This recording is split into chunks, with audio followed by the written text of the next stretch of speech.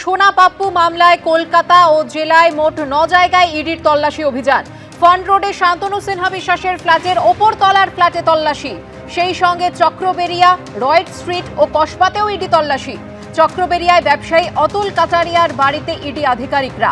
অন্যদিকে কসবায় কলকাতা পুলিশের sub inspector Ruhul Amin Ali শাহের বাড়িতে পৌঁছে গিয়েছেন ইডি অফিসাররা। বর্তমানে রিজার্ভ ফোর্সে কর্মরত কলকাতা পুলিশের এই সাব ইন্সপেক্টর। রয়েট স্ট্রিট, সেখানেও একটি হোটেলে চলছে ইডির তল্লাশি অভিযান। ইডি তরফে বারবার যে দাবি করা হচ্ছে যে একটা এক্সটর্শন র্যাকেট কাজ করত এবং সেখানে পুলিশকে ম্যানেজ করার কাজ কিন্তু পুরোটাই ছিল শান্তনু সিনহা বিশ্বাসের, এবং সেখানে কারা কারা আরও ইনভলভ ছিল। দুই ব্যবসায়ীর নাম উঠে আসছে, মোহাম্মদ আমিন, মোহাম্মদ আলী এবং আতুল কাটারিয়া।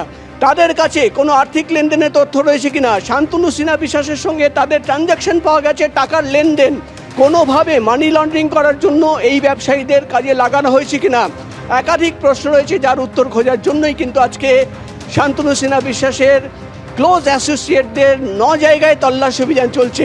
এবং তোমাকে বলে দিই, যে আত্মীয়, আমি প্রবীর সামন্তকে বলবো আরেকবার ছবি দেখাতে, তোমার মনে থাকবে এই বাড়িতে কিন্তু শান্তনু সিনহা বিশ্বাস এই বিল্ডিংয়ের ওপরের তলায় থাকেন এবং এখানে তল্লাশি অভিযান চালানো হয়েছিল। কিন্তু আজকে একই বিল্ডিংয়ের 3rd ফ্লোরে তল্লাশি অভিযান চলছে, যেখানে থাকেন শান্তনু সিনহা বিশ্বাসের একজন আত্মীয়।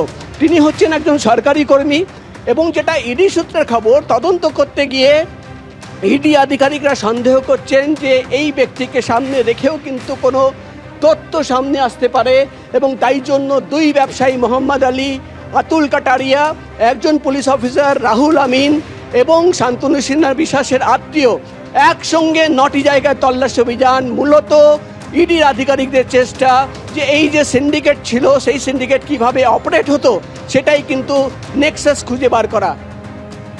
প্রকাশ, সঙ্গে থাকো। অর্থাৎ দিতেই শান্তনু সিনহা বিশ্বাস, তার যারা ঘনিষ্ঠ রয়েছেন, আত্মীয় রয়েছে, তাদের একাধিক ঠিকানায় কিন্তু ইতিমধ্যেই পৌঁছে গিয়েছেন ইডি আধিকারিকরা। এই মুহূর্তে কলকাতা সহ জেলা মিলিয়ে মোট 9টি জায়গায় তল্লাশি চালানো হচ্ছে।